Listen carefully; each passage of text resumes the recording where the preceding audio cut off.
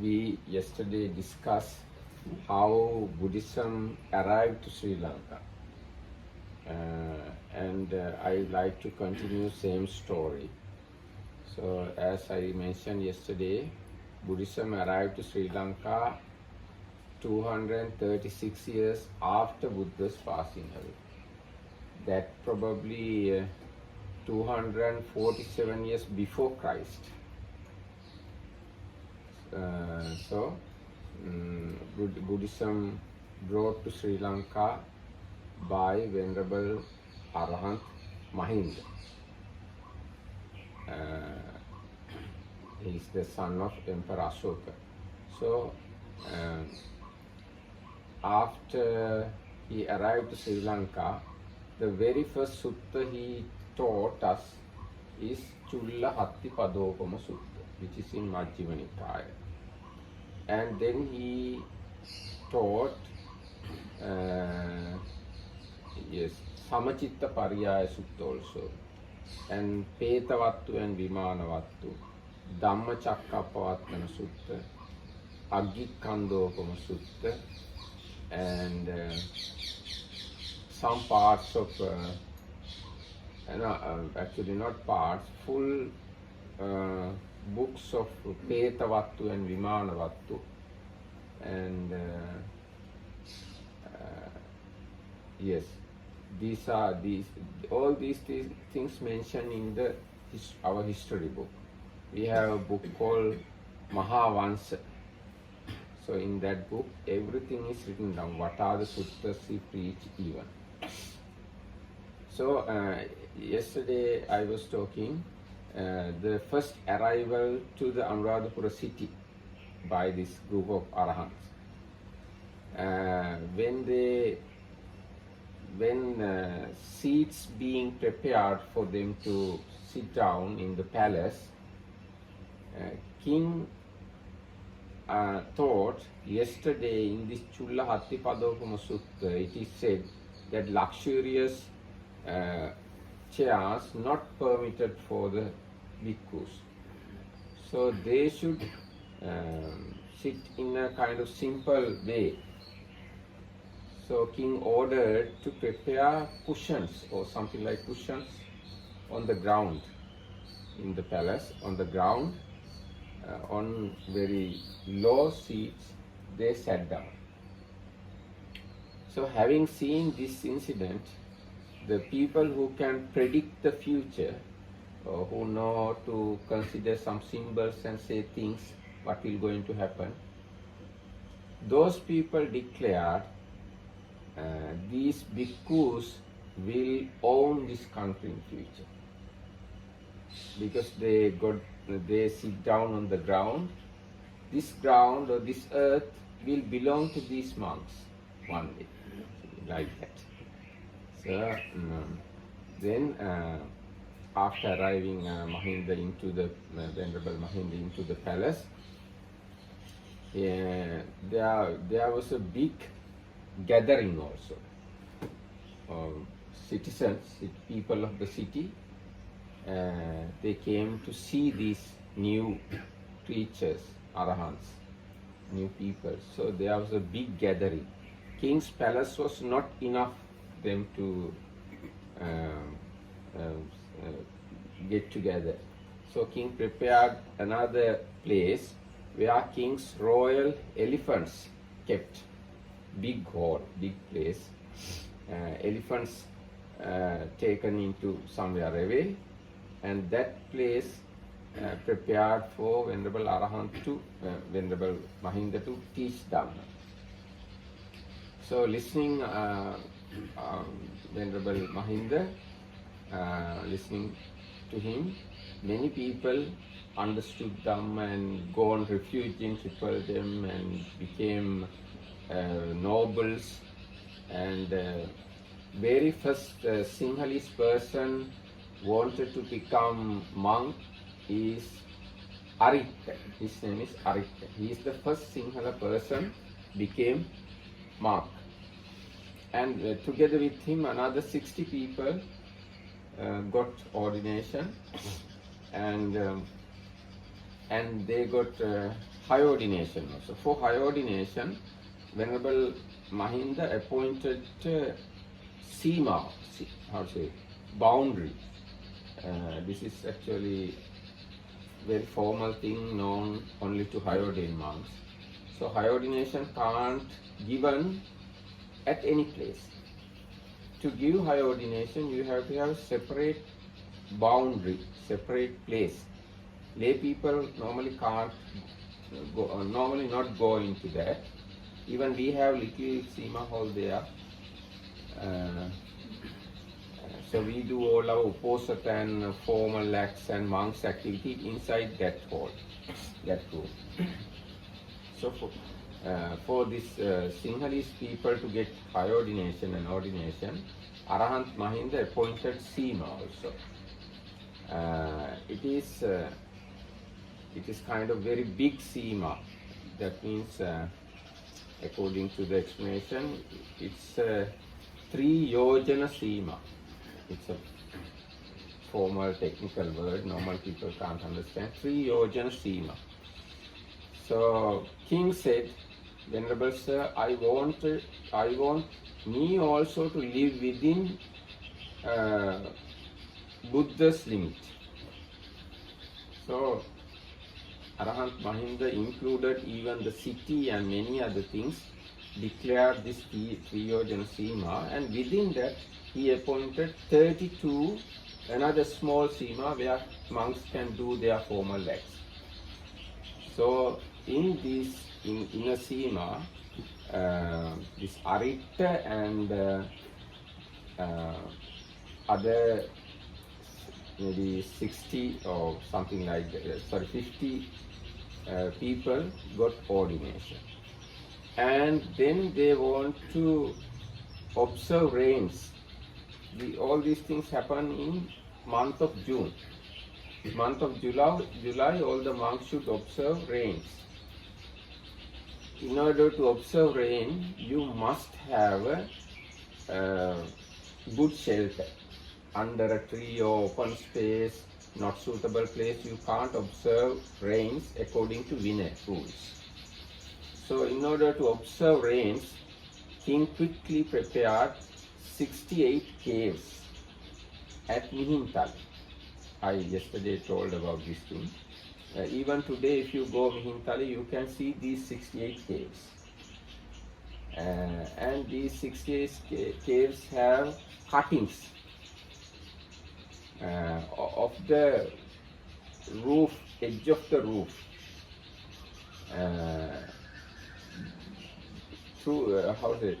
Because of that cutting, rainwater can't flow inside. Huh? Driplet. Yes. So you can see driplet.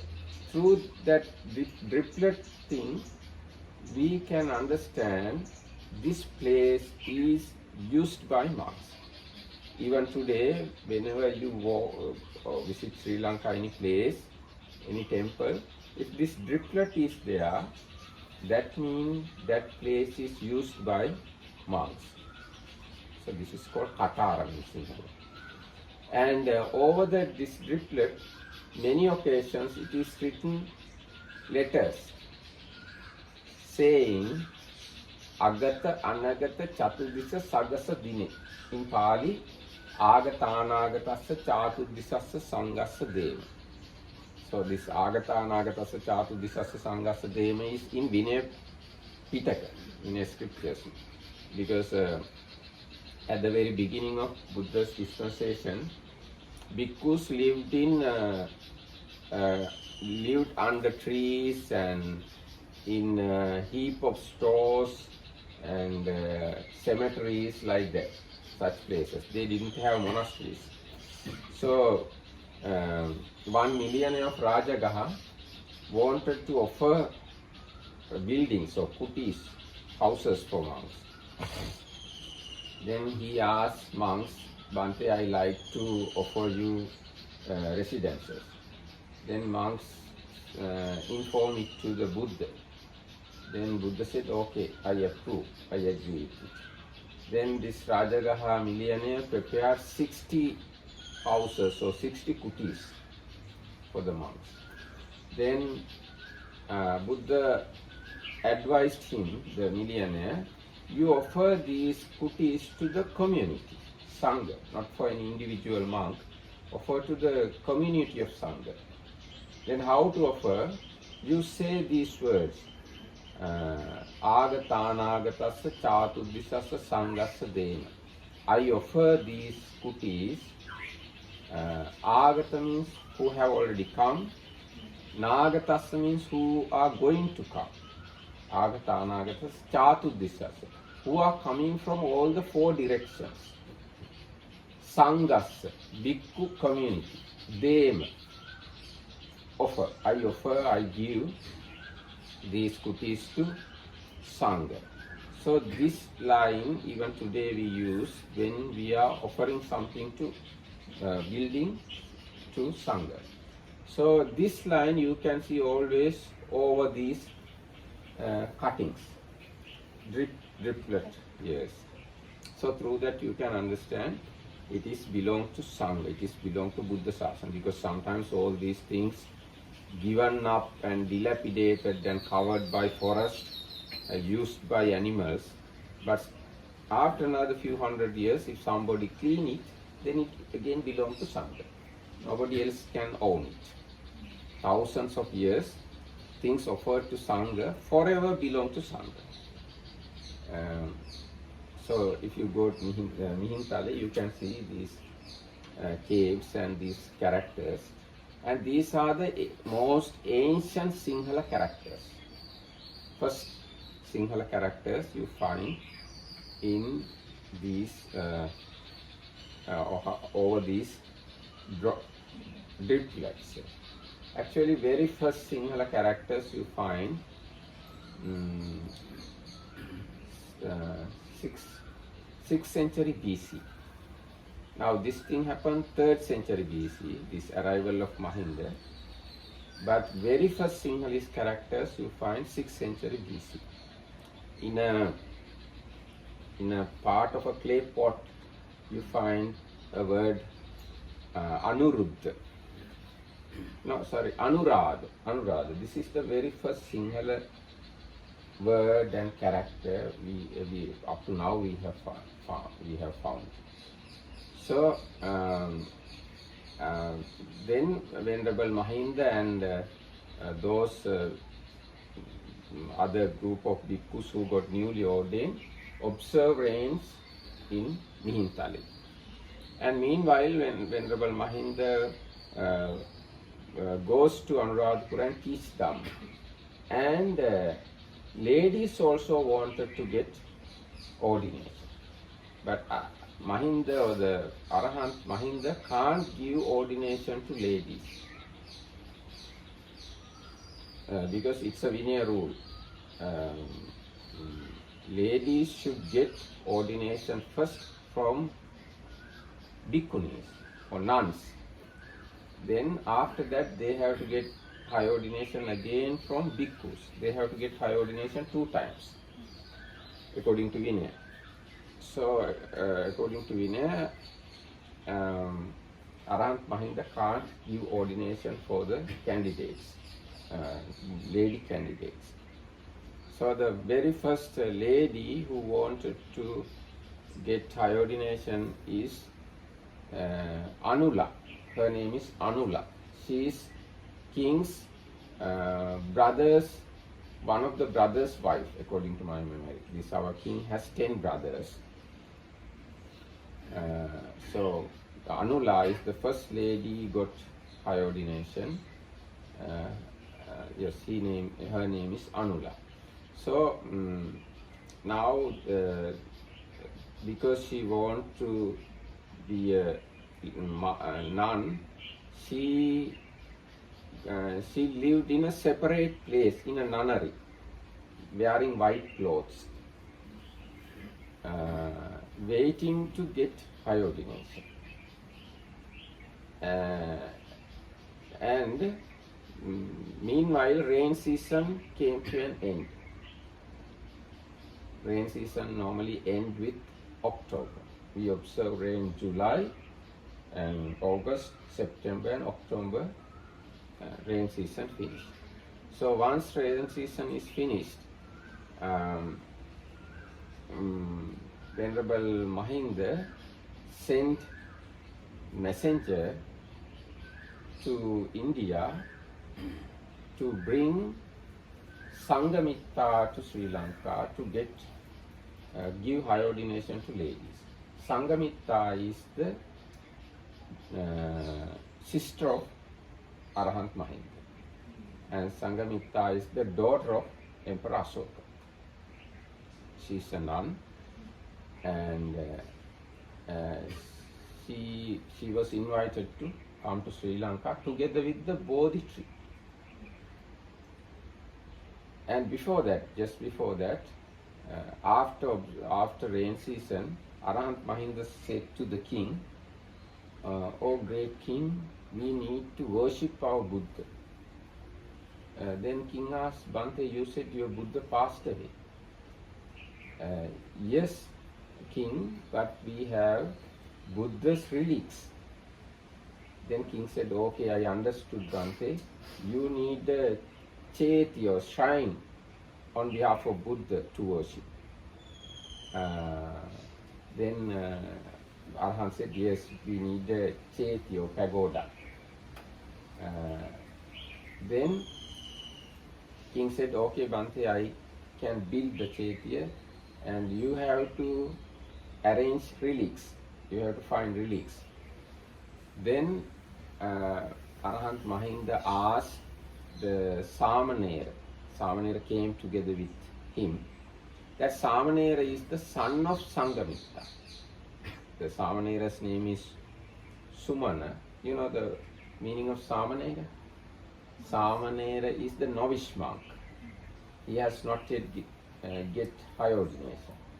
So this Samanera is very young one, and he is the daughter of Sangamitta. And Sangamitta is the Arahant Mahinda's sister, and she is a nun. Huh? Queen Vidisha's daughter. Queen Vidisha's daughter. Yes, Queen Vidisha has a son and daughter.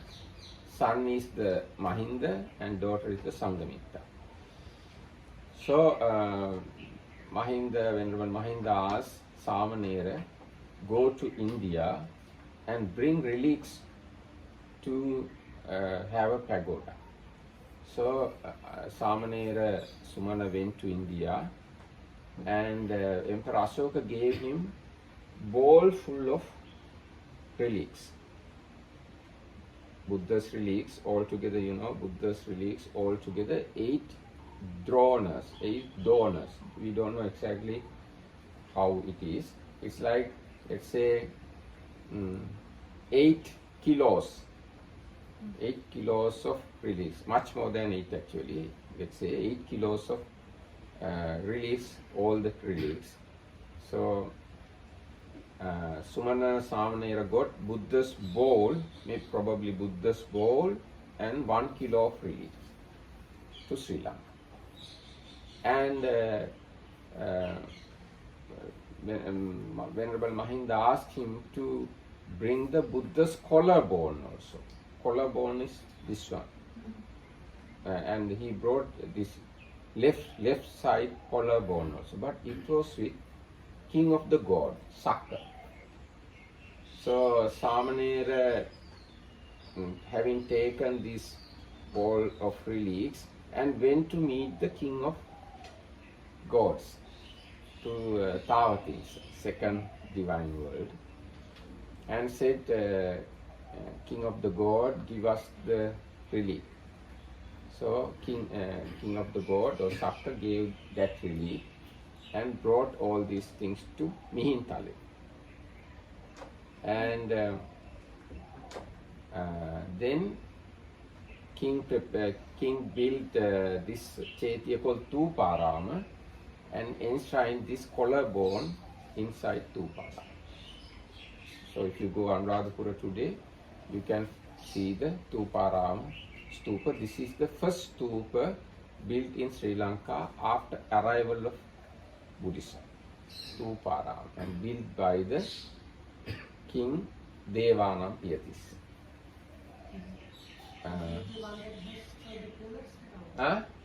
Yes, yes, that's the stupa has pillars because those days there was a house for the Chaitya. Still we have pillars. Now we don't have the roof, but the pillars are there. So this Stuparam is the first Chaitya built in Sri Lanka after arrival of Buddhism. And there are much more explanations like when this occasion enshrining the relic, kings thought, I want kind of clarification whether this is real Buddha's relic. If this is really Buddha's relic, may my umbrella turn towards the relic, something like that. He determines certain things.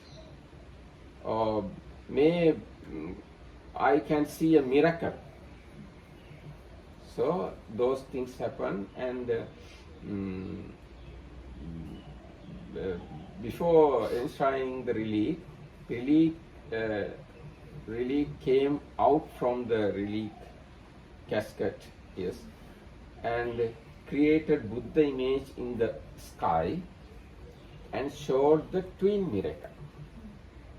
So this is the first time Buddha showed, Buddha showed twin miracle after his Parinibbana. Now Buddha has attained Parinibbana, he is not living anymore. But after the Buddha Parinibbana, this is the first occasion Buddha showed this twin miracle, because Buddha, while he was living, determined, may this thing happen in future at the time of king enshrining this relic in the Stupara. So, do you know what's the meaning of twin miracle? Twin miracle is a very special miracle. Only a Samma Sambuddha can perform, nobody else. No Pacceka Buddha, no Arahant, no great disciples, nobody. Only a Buddha can show that miracle. What is that miracle is?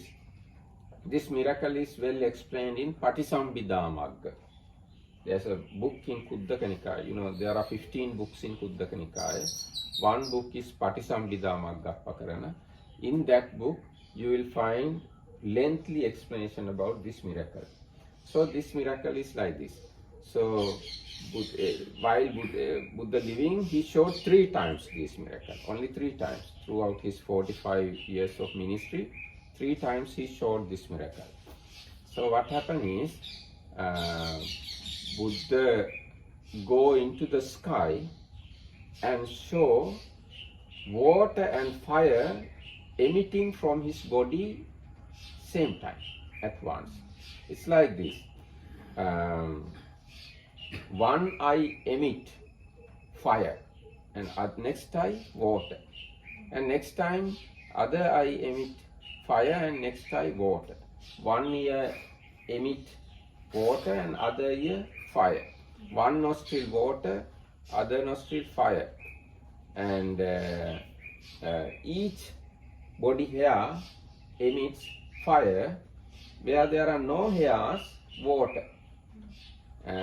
Upper body emit water, lower body emit fire, or lower body emit water, upper body emit fire, and front side emit water, back side fire, or front side fire and back side water, like that, changing this way. This is a special miracle. Only a Samma Sambuddha can perform. So there are 6 jnanas only Buddhas can possess. So one jnana is one wisdom. Jnana means wisdom. One wisdom is performing twin miracle wisdom. So at the moment of this ceremony, Buddha showed this twin miracle at Tupara. May I ask a question? Yes. This twin miracle, did he perform it at some special occasions? Yes. Only 3 occasions while living. Now, first occasion is 8th day after attainment of Buddhahood. 8th day means Buddha after attaining Buddhahood, continuously meditating in the Bodhi tree, under the Bodhi tree. So deities thought whether he has attained Buddhahood or not. Deities had a doubt. So in order to dispel this doubt, Buddha showed twin miracle, 8th day after attainment of Buddhahood. And next time, 1 year after attainment of Buddhahood, Buddha went back to his hometown, Kapilavatthu. And Sakyans, his clan, Sakyans are normally very conceited people.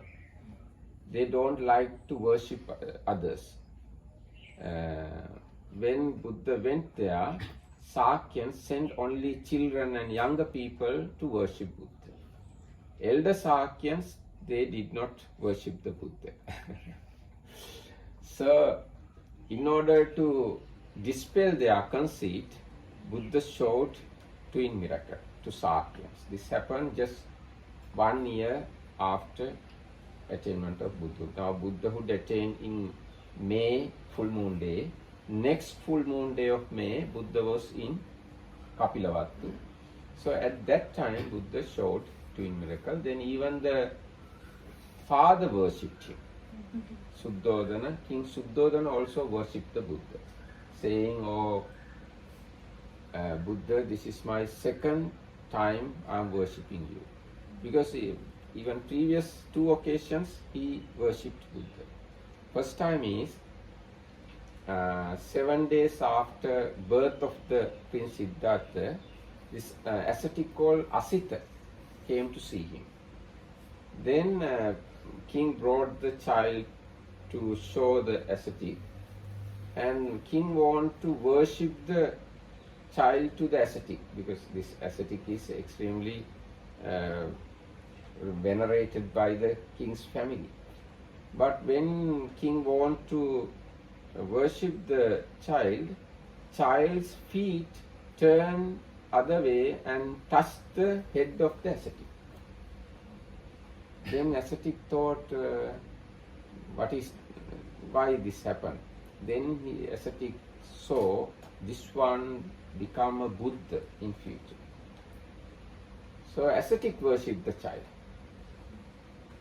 Having seen that, king also worshipped the Bodhisattva at that time.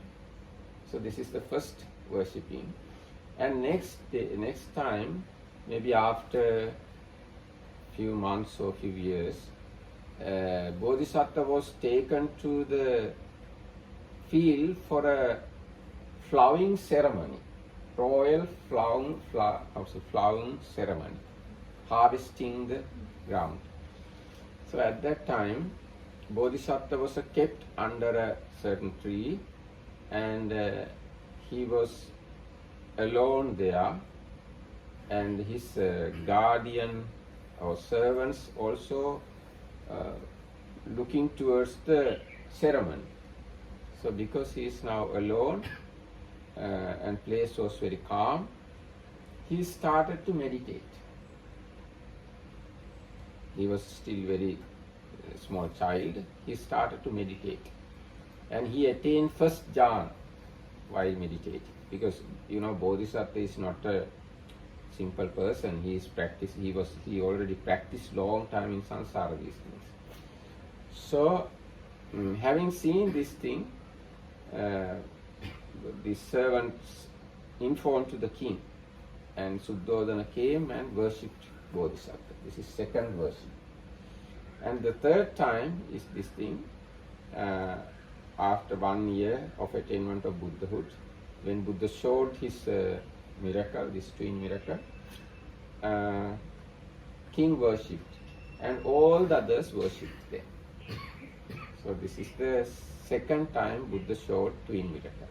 And the third time is 7 years after attainment of Buddhahood, when Buddha was living in Savatthi, Jetvanarama, no, not probably Savatthi, maybe in Rajagaha.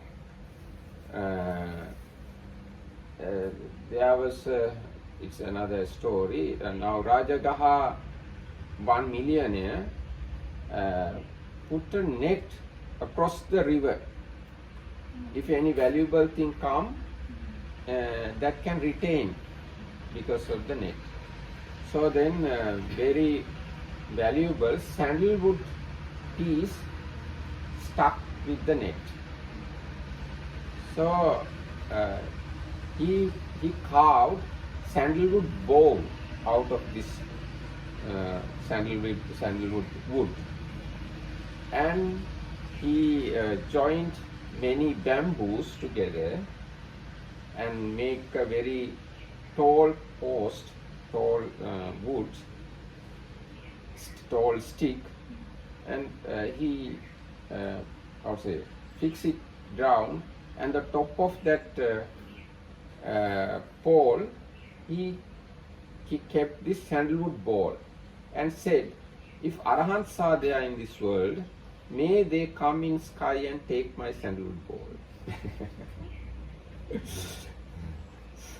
So nobody is there to take it.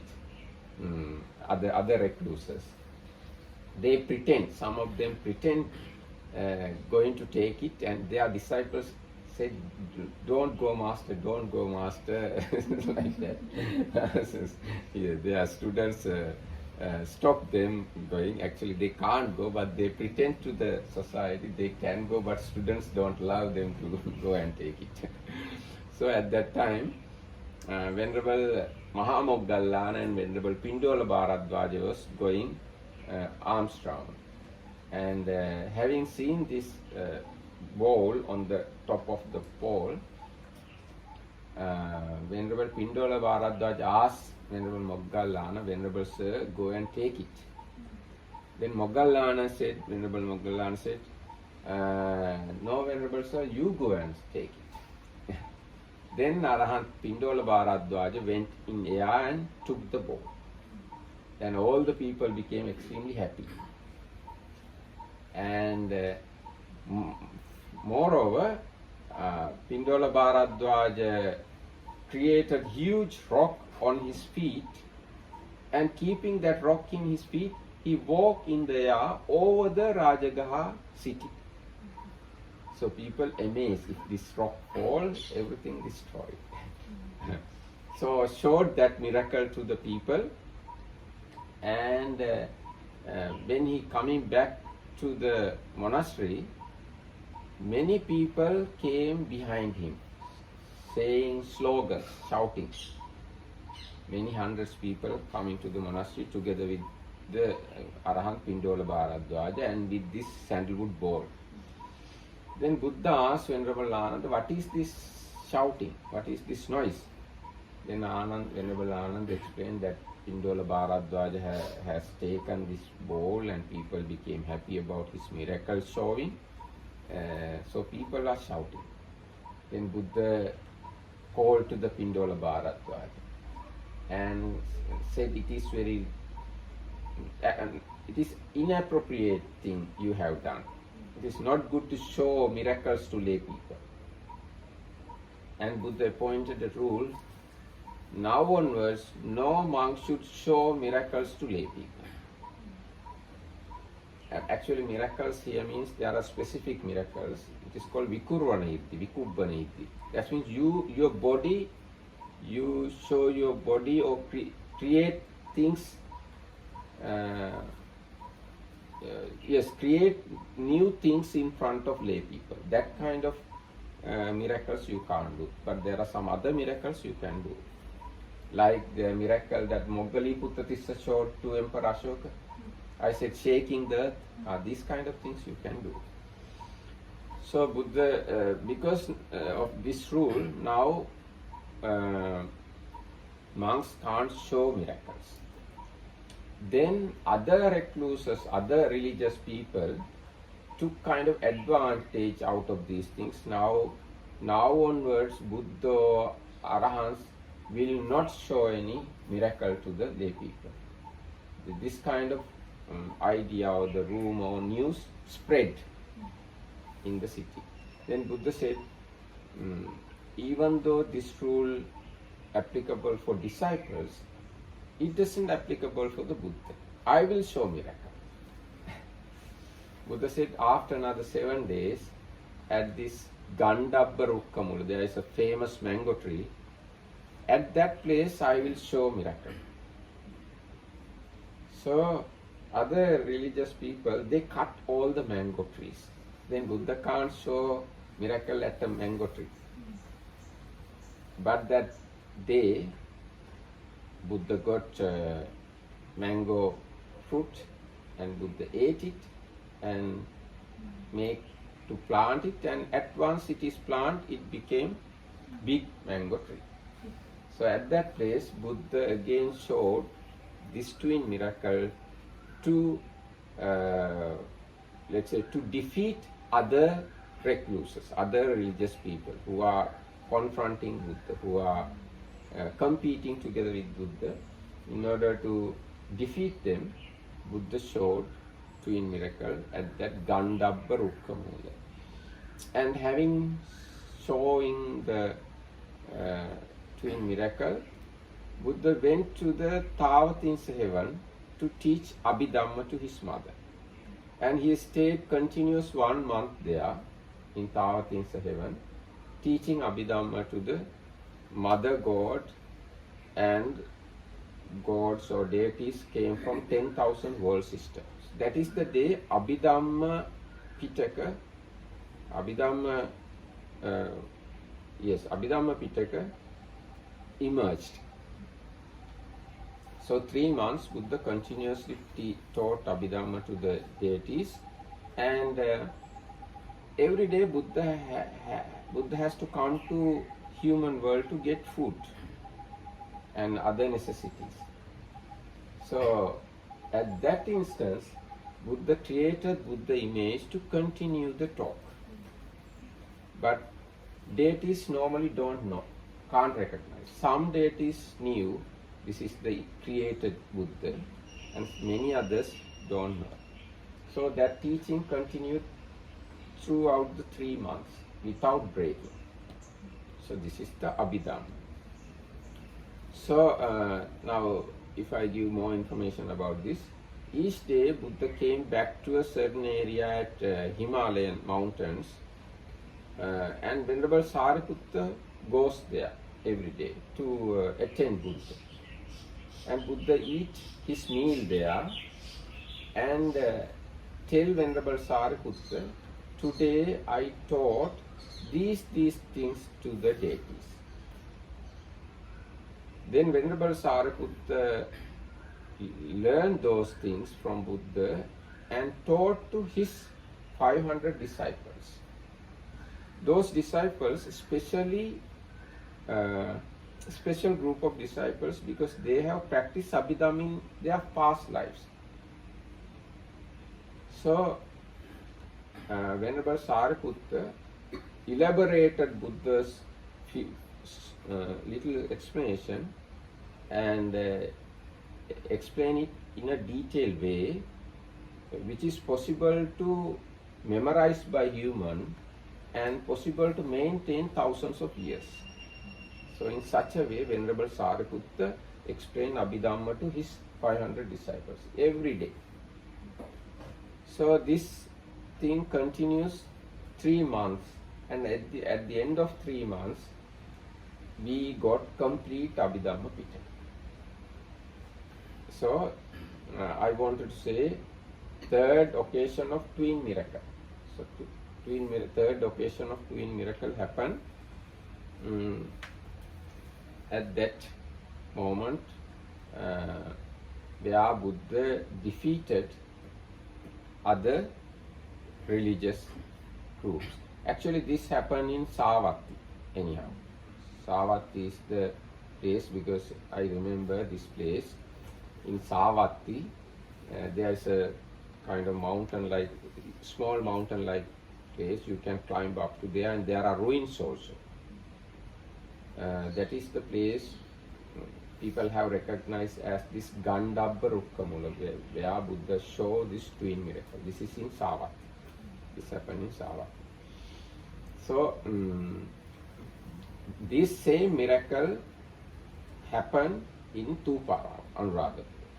So king became very confident about Buddha, having seen this thing. And many thousands of men also came to order, became monk, having seen this miracle.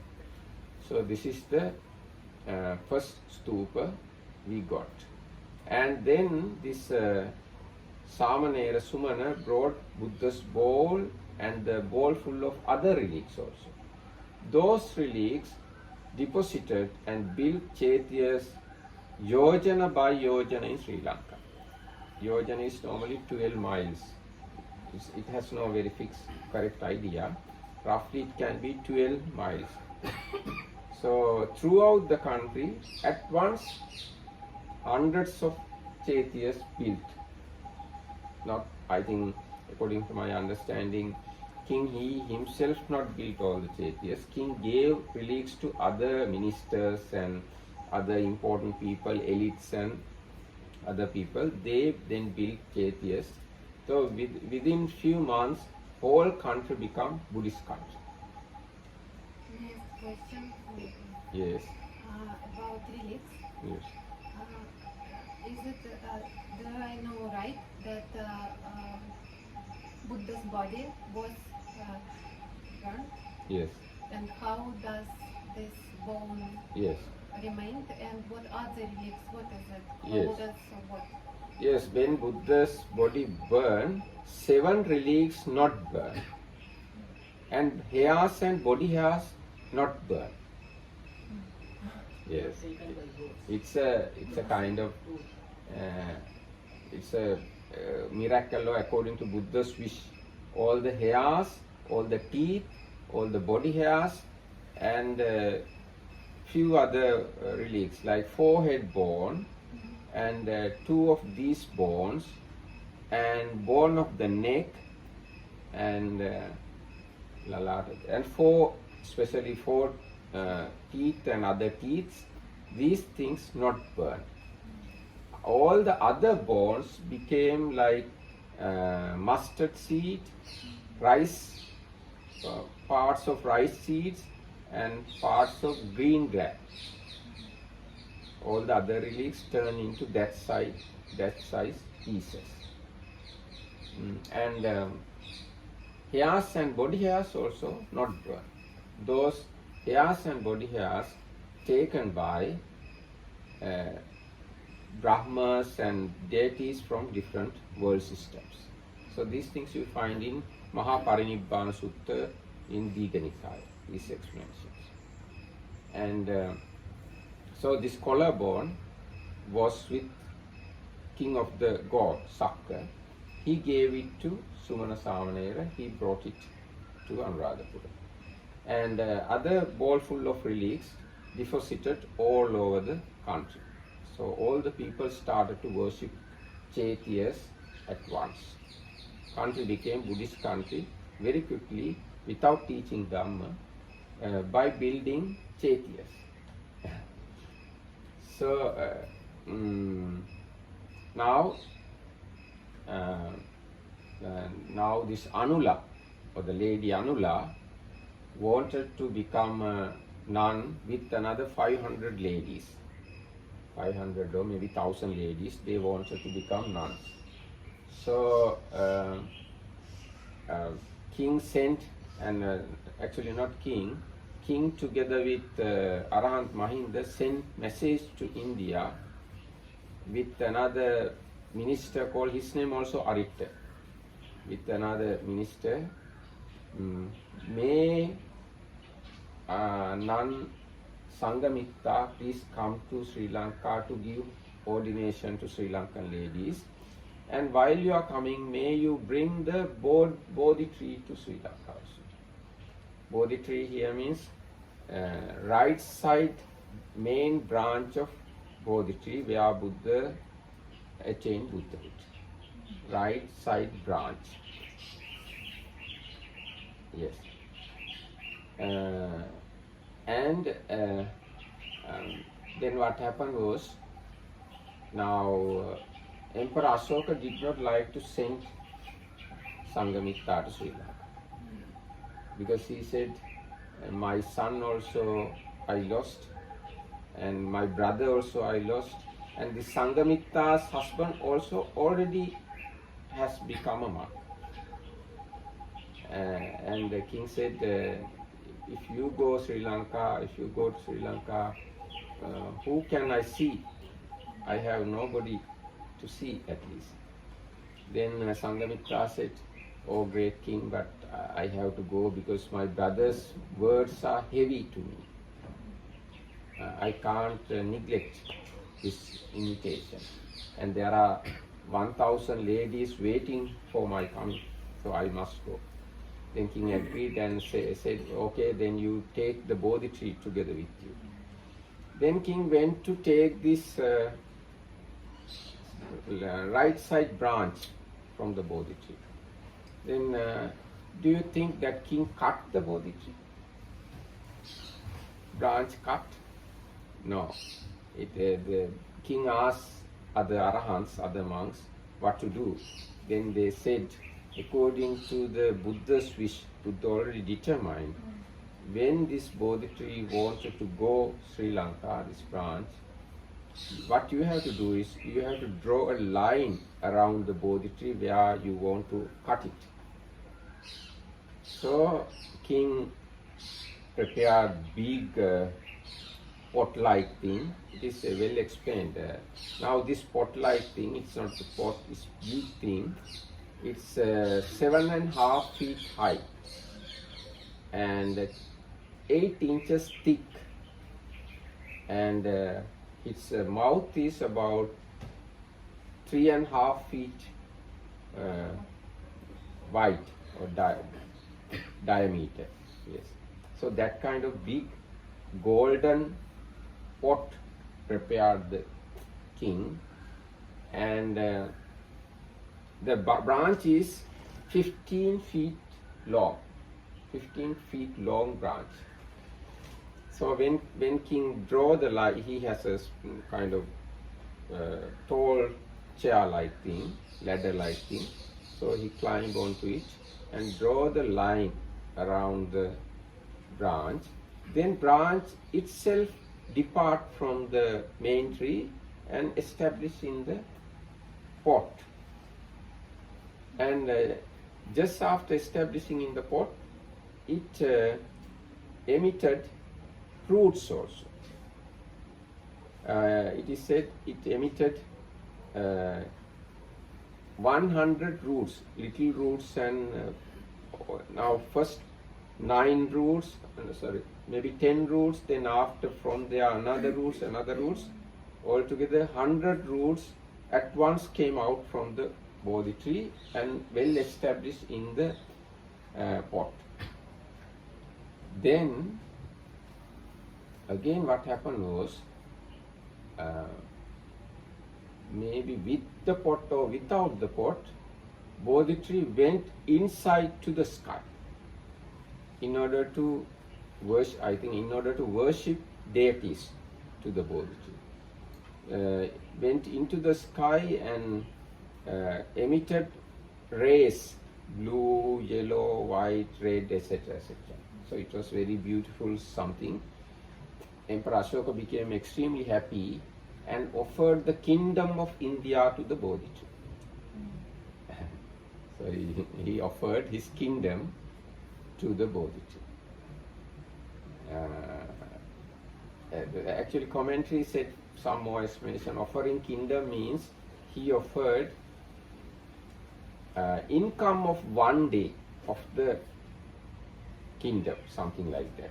Income of the day he offered to the maintenance of the Bodhi tree, something like that. So after 7 days, Bodhi tree again came back to the earth, and it was kept in the king's palace. And when Sangamitta leaving from India to Sri Lanka, she came together with the Bodhi tree in a big ship. He came with I think 10 other nuns, and while they are coming in the ocean, Nagas, there are some other divine beings called Nagas. They wanted to capture the Bodhi tree. they are, how say, they understood this is something very valuable, so they wanted to capture it, acquire it. So Sanghamitta created a big demon image. Actually, it's a kind of bird who can catch nagas. Naga means serpents, divine serpents. She created such a big bird and make them frightened. And they tamed to the Sanghamitta, and they anyhow they were given the Bodhi tree, and they took Bodhi tree to Naga world, their world, for 7 days. And they worshipped and respected their 7 days and gave back to Sanghamitta. And within same day, Bodhi tree arrived to Sri Lanka, reached to Sri Lanka. So now King Devanampiyatissa was waiting there to accept the Bodhi tree. Place called Jambukola Pattana, Dambakola Pattuna in Sinhala. It's at the top edge of Sri Lanka, Jaffna. It is in Jaffna. You can go and see that place. That is the place Devanampiyatissa accepted Bodhi tree. And King said, Ashoka said, now I offered my kingdom to the Bodhi tree. Same way, Devanampiyatissa should offer his kingdom to the Bodhi tree also. He sent a message. And together with Bodhi tree, another 18 families, or 18 groups came to Sri Lanka to look after Bodhi tree. And Emperor Ashoka gave a lot of necessary equipments also, like things to water the Bodhi tree and clean the Bodhi tree area, etc. And send servants, so actually they are royal people, came together with Bodhi tree to look after Bodhi tree, protect the Bodhi tree, water the Bodhi tree, nourish the Bodhi tree, worship the Bodhi tree, arrange other things. For all these things, 18 groups came together with Bodhi tree. And they are royals actually, not normal servants. And when they came to Sri Lanka together with Bodhi tree, Devanampiyatissa king accepted them with great respect. And throughout the road from Jaffna to Anuradhapura, it was extremely decorated.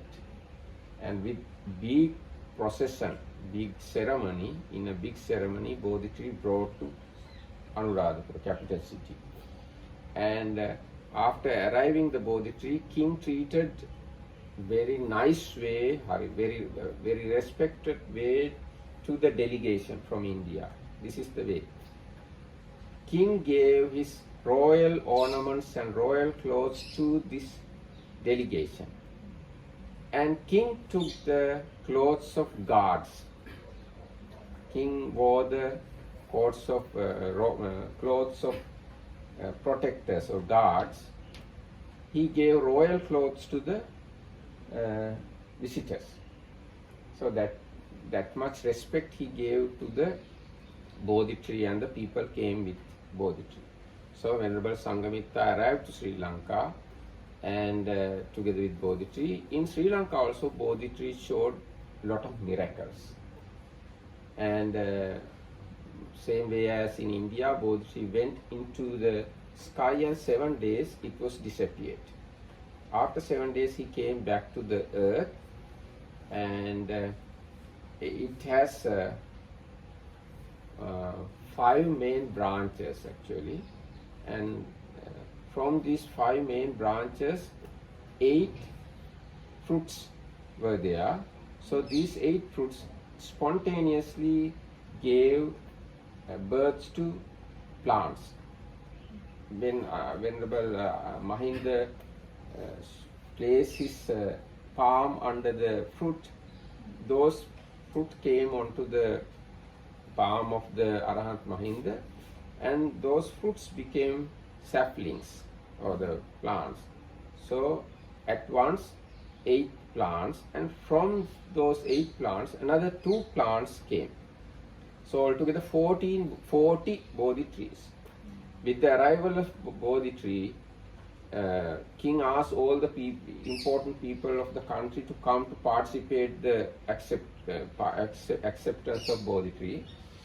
So those 40 plants given to the people who came from different parts of Sri Lanka. So they took all these 40 trees and planted in their towns. So even today we have same Bodhi trees in Sri Lanka. Now here Kelaniya is a temple maybe 10 kilometers from here. There you can find this original Bodhi plant, and many other places you find these 40 Bodhi plants all over the Sri Lanka even today. So Bodhi was planted in a special stage-like area in Anuradhapura. Even today if you go, you can see Bodhi tree is not on a normal ground level. It is on a high platform. So specially prepared place, Bodhi tree planted, and with this Bodhi tree plant thing, all over the country 40 Bodhi trees planted, Bodhi saplings planted. So at once all the people of the country started to worship Bodhi tree. So for the day I finished this chapter.